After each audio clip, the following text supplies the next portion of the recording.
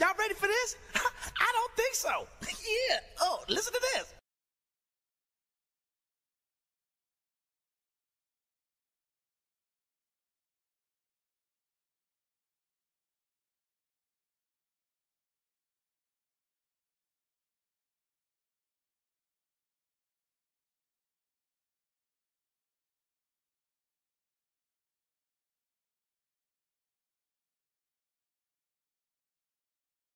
Aircraft making a condensation trail is very similar in many ways to when you go outside on a cold day and exhale.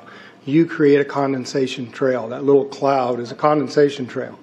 Now, if you take a 2-mile walk on a cold day and you can turn around and you can see your condensation trail tracking all the way back for 2 miles. That's how crazy it is to think that what we're looking in the sky is actually condensation trails. The contrails, not the chemical, the contrails occur because of cold air, minus 30. It takes high altitude, around 30,000 feet plus. There's carbon dioxide and water vapor in that exhaust. That turns to ice crystals, and that's what you see, the white stream behind it. Those white crystals of ice warm up, dissolve, and the smoke goes away. And it never lasts more than a minute. What we're seeing now, and I first could not believe it, and I started looking at the skies, and these are not normal. They're not natural. There's something going on. I don't know who it is or why they're doing it. All I can testify is it's not natural and it's not normal. It's got to be some outside influence doing that. Thank you. I'm here to give you testimony that chemtrails, they're not contrails, are indeed real. They're spraying almost every day. I watch the clouds and watch the spraying program going on. I want to tell you that we're in very great danger from the pollution that's coming down over us. And we've been led astray by the military-industrial complex, and they're responsible for the cloud's creation and weather manipulation programs. They're dark operations. That's why they're not out in the media. I look around and I see people are starting to look up and see this. Many times I've spoken about chemtrails, and I get this blank look on my face. What are you talking about? I'm saying, look up. As a pilot, before I fly, I look up. And so, boy, they're really out there working. When you look up at the sun and you see a white haze, that is aluminum floating in the air right now, and it's coming from the aircraft. There's a huge amount of aluminum being found because these sprays have aluminum, strontium, barium, manganese. And there's a lot of argument that aluminum is very common to be found. But aluminum is only common in a bonded form. It's not common in a free form, and we're finding high rates of free aluminum in the soil, which is not natural. The metal compounds that are being used are environmentally dangerous. We need to be monitoring them. We need to be testing them. Okay, these previous guys, I've watched exactly what they do, and yes, they are correct. I've seen exactly the same stuff, so ditto marks on those. You want some figures? Okay, latest water test, tested the rain. 13,100 micrograms per liter of aluminum in the rain in 2013. Normally, it should be 0. So 13,100 is pretty damn much, folks. It used to be 0, then it was 100s in the 2000s. And then since 2010, it's into the 1,000s and the latest 13,100. In the snow on Mount Shasta, pristine Mount Shasta, 61,000 micrograms per liter, 4 times the amount that is found in the soil up there. Where in the hell is this stuff coming from if it's not coming from the soil? We have clouds in the sky we've never seen before. Almost every day I'm seeing clouds I've never seen before. And NASA has been even named a few of these new clouds. It's really interesting, but NASA is a corporation. I want you to know that. NASA has also conducted a research program in what they call metallized fuels. We're actually putting aluminum oxide right in the fuel because it has 2 atoms of aluminum and 3 atoms of oxygen. So during the combustion process, it releases all that oxygen and dramatically increases efficiency, but it leaves the aluminum in the air. We got things coming from sky down, and it's a huge, huge problem. Because as it comes down, what happens is a couple of things. Is that it actually is in our air, we breathe it. And as we breathe it, it's actually going to go up through our nostrils, into our brain, easiest access to our brain frontal lobe. The contaminants that have been identified, which already been mentioned, are aluminum. Aluminum is the number one free radical generator to the brain to cause early apoptosis, which is early death of brain, and it begins to set off the scar tissue, which we call the amygdalin, which is part of the chemical matrix related to Alzheimer's. I'm a neurologist practicing in Reading for 17 years.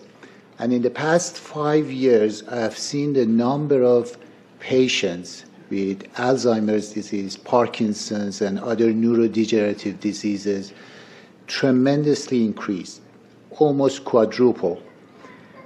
I became interested in chemtrails about 8 years ago when I was in Hawaii, and the Hawaiians are really being very vocal about it. I concur about the increasing number of Alzheimer's. They have been able to take the aluminum and micronize it, which means it'll stay up longer. But it also means, and I don't know if any of you have noticed some metallic taste in your mouth when they're spraying, but you inhale that, it goes up through your cribriform plate and through your sinuses and into the brain. As you heard, to spray nanoparticles, very small particles. These nanoparticles, they basically trigger a programmed cell death in the brain, and that is the ultimate path we see in Alzheimer's. That's problem number one, because when we look at the Alzheimer issue, we say those are the old. The real problem is, and the real scare I have, is as I am a father of 2, I am a grandfather of 3. So the drama is our children. ADD started in the 70s. Autism was not on the radar. There was no documents, there was no information. It was 1 in 100,000 children. Today, what we have is 1 in 48 boys. I was part of the early group that was looking for aluminum in ADD and ADHD. And all of those children that started to develop those phenomena had high levels of aluminum. When we figured out protocols to detox them out, to free the body of those particular contaminants, what happened is that their brains came back. When we do this to the age, it doesn't come back as quick, but it will come back. But I'm seeing Alzheimer's in 56 years old. Back in the 70s, Alzheimer's when you were 80. If you remember 8 to 10 years ago, there was this big move to get rid of aluminum from underarm deodorant because it would cause Alzheimer's. Look what they're doing to us now. I want to give you a little bit of history on the background behind nanoparticles has been described before. A nanometer is 1/1000th of a meter. It's very small. In fact, if you have particles, say, that are 40 or 50 nanometers across, you can take and line 50 of them up next to a single red blood cell. These things are extremely tiny. They're pervasive. The collapse and decrease of agriculture is something I worry about even more than the previous info about autism and Alzheimer's. Believe me, I'm seriously concerned with what I'm watching. As a wildlife biologist, I've been watching the ecosystem collapse. When you lose all your stream organisms, when you have aluminum overload in your streams, you're killing your microbial bacteria and you're disrupting the entire ecosystem. So it goes way beyond just a little bit of pollution. How did Monsanto know to create aluminum-resistant plants? I don't think I've heard anybody ask that question. Okay. Insects. I've done studies in Siskiyou County. They're at 20% of normal. The aquatic insects basically made a nosedive in 2006 to about 20% of normal. So far this year, I've sampled 200 trout stomachs. 98% of them are empty. So sorry about the trout fishing, fellows. The mayflies, stoneflies, dipterus, and caddisflies are damn near gone. The terrestrial sampling is down to about 20% of normal, except for pest species like ants. We're seeing a loss of the major bird species, and as the gentleman said, the ecosystem is unraveling, and Audubon's been telling you that for years. The materials that are going into the environment right now, aluminum oxide nanoparticles and barium nanoparticles, these just happen to be the same materials that they use in nanothermate explosives. And so when this stuff settles down out of the air into the environment, it is small enough to be absorbed through the root structure of the trees in the forest. And so when there's a forest fire, and there will be a forest fire, those fires burn dramatically hotter. The point is that the cost of firefighting, the cost in the healthcare system have nearly doubled in the last 10 years. The amount of acreage is lost because of fires. The impact on human health is dramatic. I personally tested water and aluminum, and I found aluminum had 47 times the normal expected amounts. Strontium had 10 to 20 times the amounts. Barium was 20 times. This is what the stuff looks like here. Collected, it looks, most people just think it's a cobweb, but I tested it. It has outrageous amounts of barium, strontium, and aluminum, but they destroy the sample, so I'm not letting this get away from me. You know, these tests are international in scope. We're seeing this all over the world, guys. Okay, pH of acid soils is 20 times more alkaline. The aluminum in the soil has doubled in the last 10 years. The rain normal was 5.6. It's 20 times more alkaline. Aluminum blocks essential nutrients. I am unable in my garden to restore normal pH, and that's because nanoparticles are now in the circulatory systems of both plants and humans. The Air Force conducted a study starting in 1993. It was called In Vitro Toxicity of Aluminum Nanoparticles in Rat Alveolar Macrophages. That's a real fancy way of saying testing the effect of aluminum nanoparticles on the white blood cells in the little air sacs in your lung, the alveoli. And what they found in this 8-year study was that these particles, when you're exposed to them long enough, it suppresses the ability of your white blood cells to defend you from airborne infections coming into your lungs. So it suppresses your immune system. But they also found that these same particles, once they get into your system, they can actually go through the barrier in each one of the cells. They get inside the cells, and these particles can actually suppress the ability of mitochondria, which are in the cells that help to gobble up toxins and things that would be harmful to the nucleus and the reproduction process of the cells in your body. These processes are suppressed, and so essentially by breathing this material in, your immune system is dramatically suppressed. I wrote to the federal government because Air Force wrote a book, and on the first page of the book they said, we're going to control the weather by the year 2025.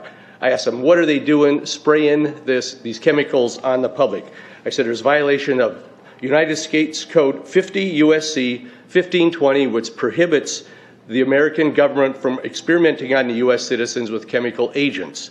I said that law also requires who's ever experimenting, when the federal government does it, that they have to report to Congress within 30 days.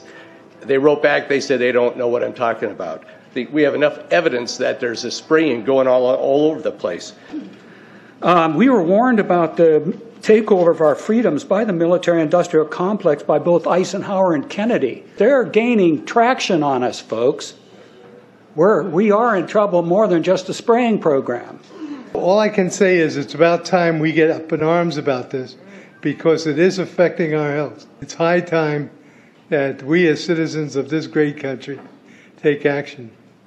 Board of Supervisors in Suffolk County, New York, they outlawed geochemical engineering. Hawaii passed an ordinance prohibiting geochemical engineering. I urge you to bar geoengineering in Shasta County and pass an ordinance. At least ask some damn questions. What the hell is all this aluminum doing here? Why are the trees dying, fishes dying? Why is there Alzheimer and aluminum spiking? And why are these fibers on the ground here in Shasta County? Thank you. Thank you, Mr. Marmon. Today, the Shasta County Board of Supervisors has been the beneficiary of some sincere, passionate, and knowledgeable comments. And I thank you for those. I am in agreement with my colleagues about sending letters and a call for action, but I would hope that we could go a step further. I would like for us to send a copy of this video where all of you spoke today, all 2.5 or 3 hours of this testimony, to be sent to our senators and our U.S. representatives, and also our representatives in the state of California. We'll do that. Let them listen to the passion that came out of this meeting today. Thank you. You have the motion in front of you. I think it's understood. All in favor say aye. Aye. Any opposition? Motion passes unanimously.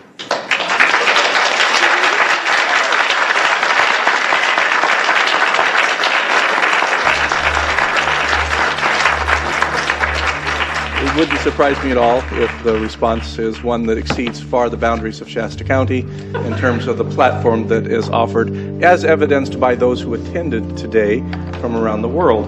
That's very impressive.